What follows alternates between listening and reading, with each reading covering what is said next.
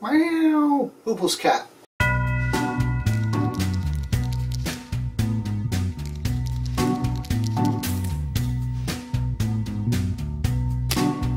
Food complacency. Food is essential to life, and one of the complacencies I see is hunting and trapping to some degree, and people feel that that will provide them with adequate calorie intake and grid down without any resupply for them and their family.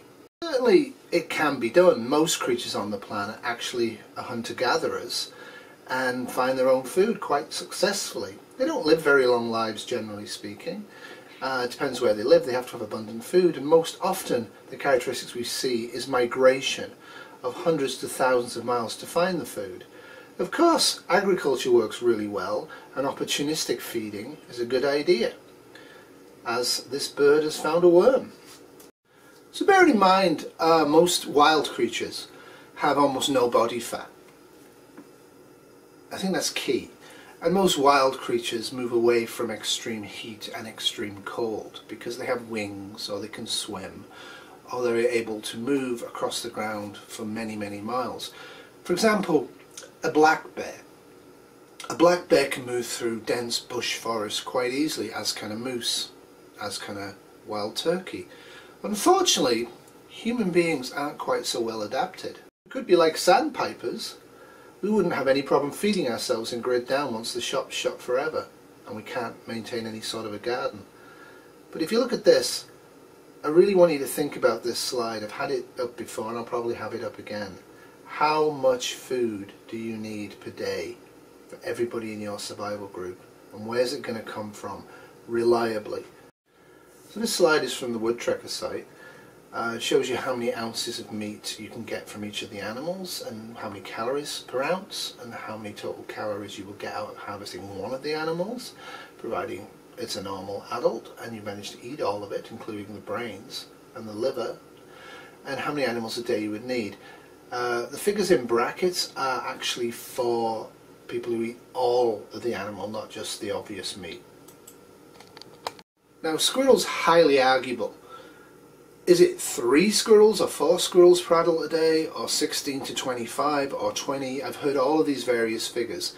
The truth of it is that Woodtrekker site is claiming 132 calories for a squirrel if you eat all of it, whereas other people are claiming 400 to 500 calories of food from each squirrel. Even so, let's assume you only need 3 squirrels a day. That means you need, for each adult, 1,000 squirrels a year. Are you able to hunt and gather 1,000 squirrels a year? How many calories will you burn trying to hunt and gather 1,000 squirrels a year? Is there even the ability to harvest 1,000 squirrels a year in a localized area and expect there to be 1,000 squirrels a year after? Now, a lot of wild foods are absolutely horrible, and you need spices and cooking materials and oils and all the flavourings we're used to. So don't be like the wilds. Make sure that you have good food and it tastes good. First off, I'm going to look at deer. I think deer is going to be the go-to for most people, and I think that's a mistake. Certainly in Canada, the go-to will not be a deer. I will reveal what the go-to meat in Canada will be later on. But first off, let's have a look at these slides. The likelihood of collision with deer actually gives you a good representation of your likelihood of being able to capture them. Obviously, if you live in high collision areas, there's going to be way more deer. So the average big buck deer in North America is going to give you around about 70 pounds of meat if you're able to in fact harvest all of the meat. Now, this doesn't include the fact that you're going to have to carry equipment to get the meat, and you're going to have to use energy and calories to find the deer and then process it and then return it to your base camp and store it. Round about 60,000 calories is roughly what you're going to be able to get from one big buck. 60,000 calories. That will be round about 18 days food calorie intake for one human being. So you're going to need to capture, hunt, process and store an awful lot of big buck deer without spending a lot of calories traipsing through the bush and the snow without any gasoline to find them.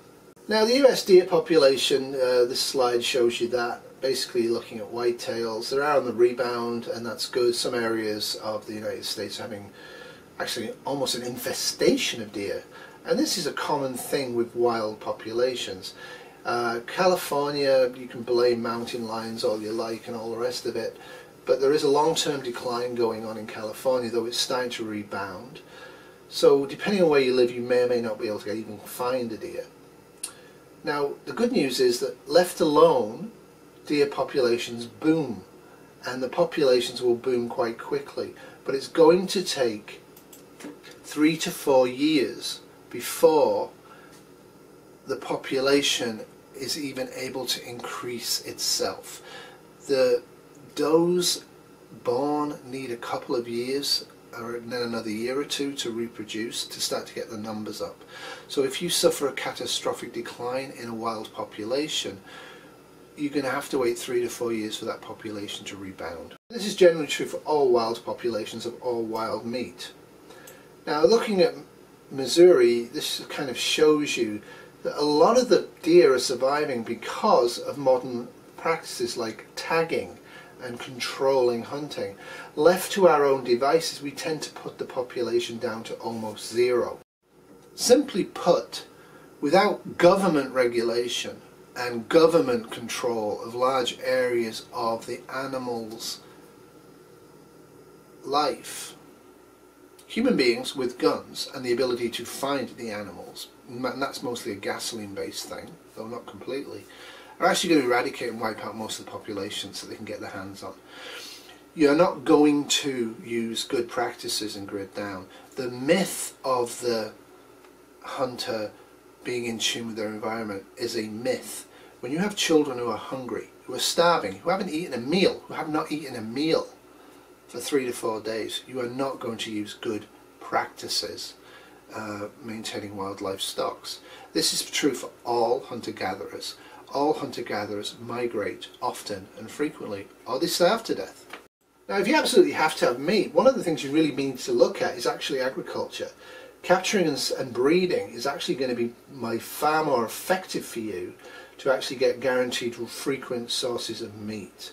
Hunting wild boar is okay, but if you think about it, why do we have pig farms? Because it's way, way more efficient than going into the dense forest to try and find wild pigs. This has always been the case. Now, populations of wild animals do very well, and then they crash, usually through disease or predation or climate change. And this is something you're going to have to bear in mind.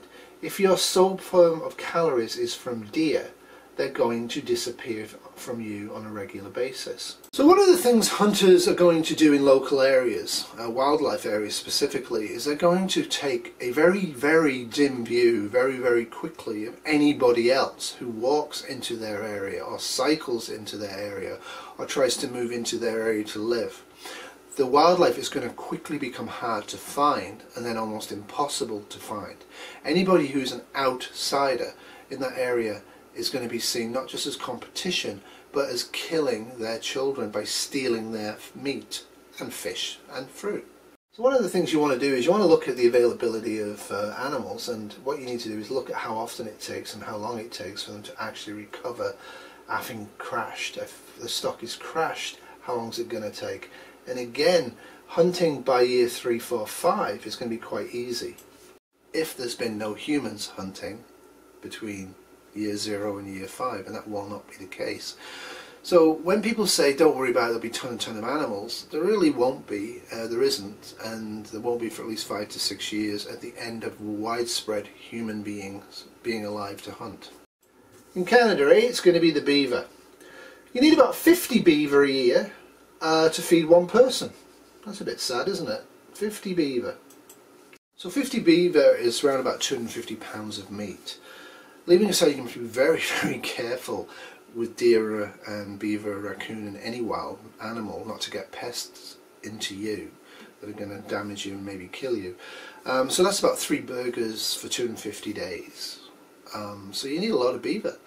Now, that's going to be easier in Canada than most other places. So the population was 60 to 400 million beaver in Canada until we decided we needed them for fur hats. So left alone for 5 to 6 to 10 years, we will have them back again. One of the things people don't appreciate is in Canada catching beaver is not as easy as in other parts of the world because our beaver have wings. They can fly, and that's why it's hard to catch them. Anyway, they can't fly, but they are very hard to catch. And why are they hard to catch? Beaver live in dense forest areas. They create wetlands and swamplands that are extremely hard to access on foot. So you're going to need canoes, and you're going to need kayaks, and you're going to need a lot of luck. And the beaver is the one creature I think that we can reliably put out traps for. Now again, it's going to be quite dangerous and difficult to actually attack a beaver, to break into a lodge to get to the meat. And if you haven't got a good supply of food and a good supply of calories, you may end up doing risky things like that. And a beaver bite can kill you, and can kill you easily, especially in grid down. What about black bears? Not that easy to kill, but you can kill a black bear, especially if you have a gun. Remember, your ammunition's going to run out, and you have to carry calories to move guns around, and you have to find the bears. And finding a bear is not as easy as people might think. Remember, you won't have gasoline, and you won't have hides, and you won't be able to put food out, and you won't be able to do the basic practices we have now. Each black bear adult will be about 100 pounds of rendered meat. That's about 43 calories an ounce. So you're looking at about 21 days per adult for calorie intake based upon a black bear. And remember, black bears will kill you. They may even, in fact, hunt you. And that's something you have to be very, very aware of. Now, in recent years, these are the population estimates that we have for black bears. So it's growing again, thank goodness. And again, I'd like to point out to everybody out there who's a hunter, that black bear population, like everything else, without regulation, crashed everywhere humans could walk, drive into, fly into, or kayak into to hunt them. Black bear, deer, moose populations, when hunted without regulation, crash. Once they've crashed, the predators who are hunting them, whether it's wolves or us, die off. Once we've died off, 5 to 6 to 7 years later, in the black bear case quite a bit longer than that, will then recover to normal levels. So this hunting has to be sustainable, and in shtf it will not be sustainable.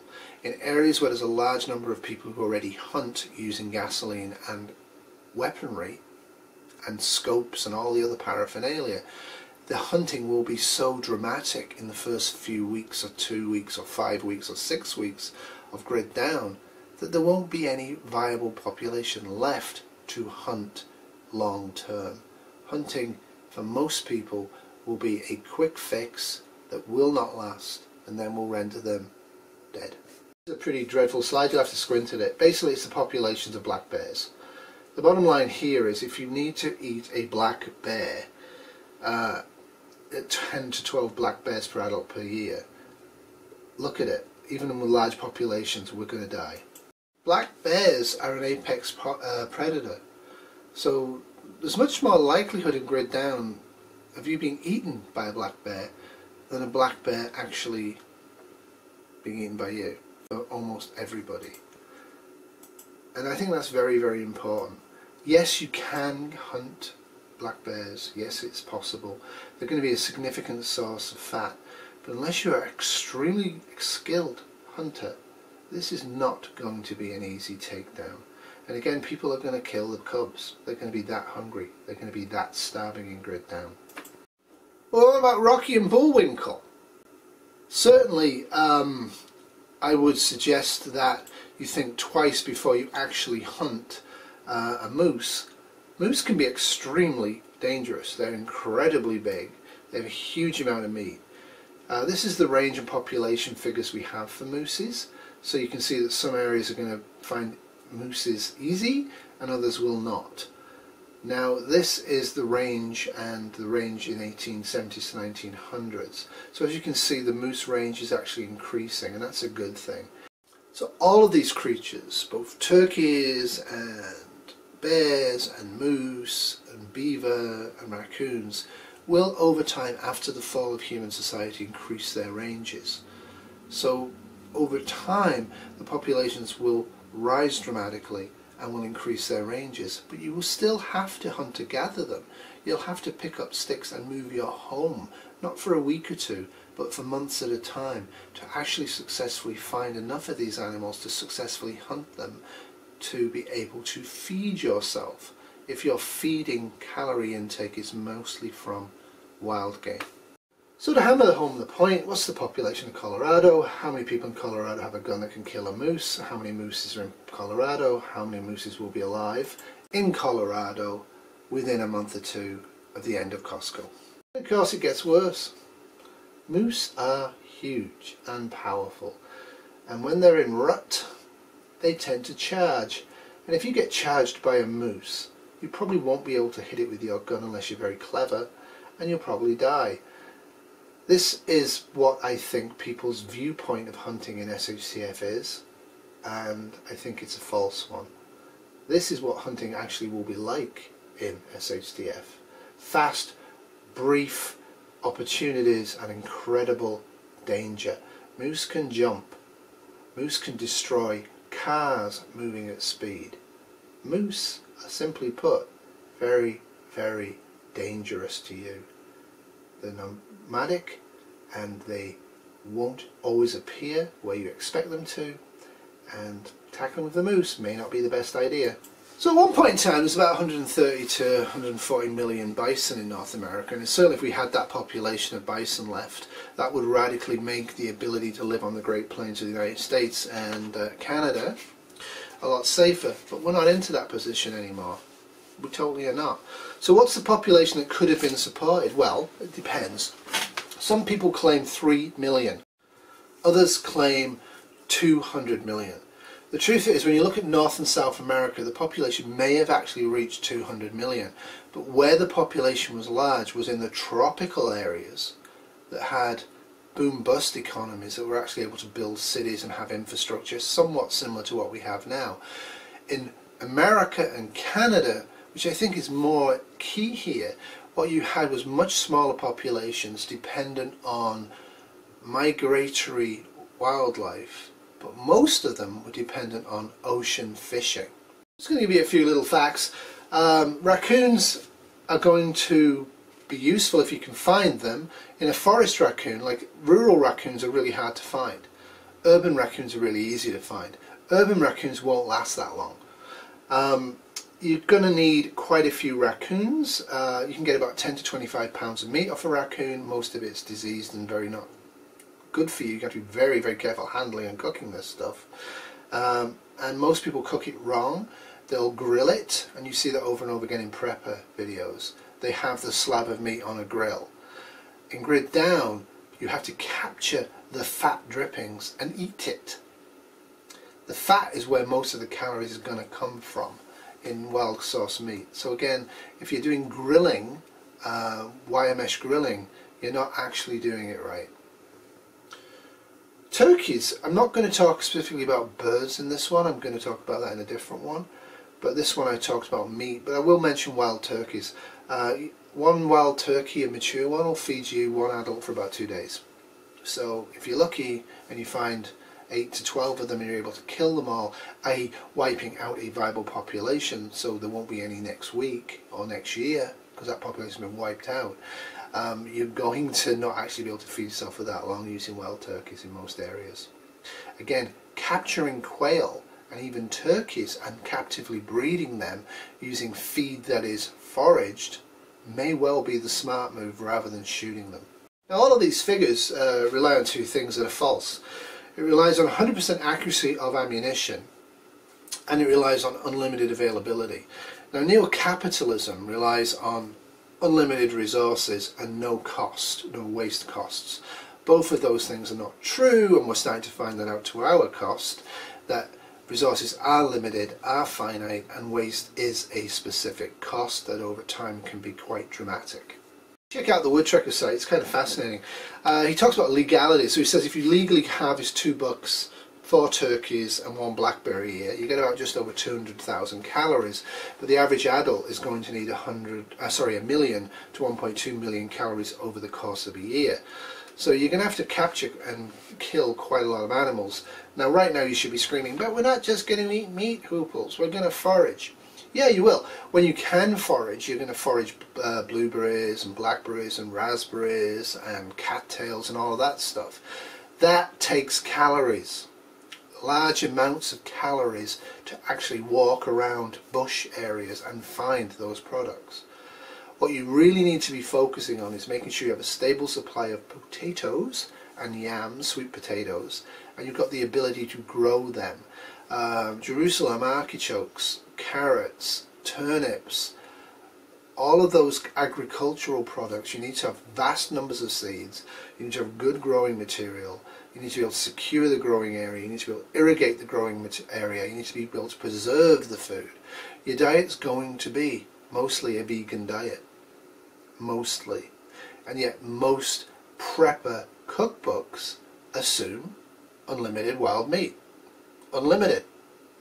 And that's not going to be the case. That's why I'm calling you out and I'm saying that's complacent. Just to prove the point a little bit, these are the calories, fat content, protein content, carb content and fiber content of vegetables. Much, much better than meat. Much easier to get, less calorie cost to get, far easier to preserve. Just to prove the point, look at this chart, print it out, find it, print it out. This is what you need to be eating and gathering in Grid Down.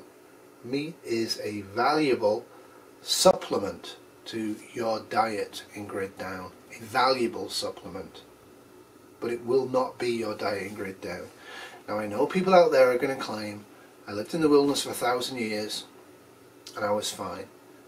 Okay, you had a gun, you had ammunition, and I know for a fact that you went to town occasionally and came back with sugar and flour and maybe some other stuff like salt. To actually be on your own with one backpack in the wilderness and to think that you can feed yourself just by hunting and trapping is a fallacy. You can possibly do it in the Amazon if you know what you're doing, but to do that in North America, in Canada, you are delusional. You have to have inputs from agriculture. Whether you're doing the agriculture or you are buying or being gifted or bartering for the agriculture, simply a hunter lifestyle only provides meat. It's deficient in quite a few essential proteins and also essential vitamins and minerals that we need. And I'm not going into, at the moment, dietary boredom, which I will do, probably in the fishing one, because I think that's most likely what people are going to turn to. Anyway, I hope you like that. Remember, in Grid Down, tomorrow will always be worse than today unless you're prepared. Don't be complacent about your skills. Don't be complacent about what you need to survive and thrive. Don't be complacent to assume that the deer and the bear and the fish and the wild turkeys will always be there every day you go out hunting. Don't assume that you'll always be fit enough to find them. Don't assume that other people won't be out there shooting them as well. Take it easy, Toodles. I was feeling done in, couldn't win. I'd only ever kissed before.